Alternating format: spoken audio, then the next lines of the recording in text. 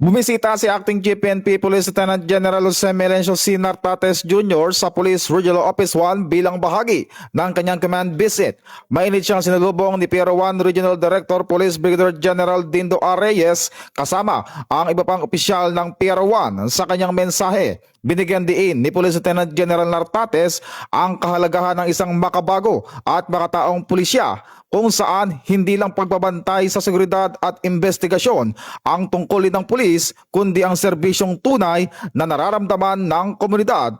Hinimok niya ang mga pulis na pairalin ang disiplina, integridad at profesionalismo. Pinaalalanan din niya ang mga pulis laban sa pag-inom ng alak sa opisina, iligal na paghusugal at walang pahintulot na pagpapaputok ng baril. Tinalakay rin ng Acting Chief PNP ang patuloy na pagpapabuti sa moral at benepisyo ng mga pulis sa ilalim ng kasalukuyang administrasyon. Nagtapos ang pagbisita sa isang command conference upang suriin ang mga nagawa ng Pier 1 at palakasin pa ang kapayapaan at kaayusan sa buong Ilocos Region. Ito ang bagong PNP para sa bagong Pilipinas, serbisyong mabilis, tapat at nararamdaman.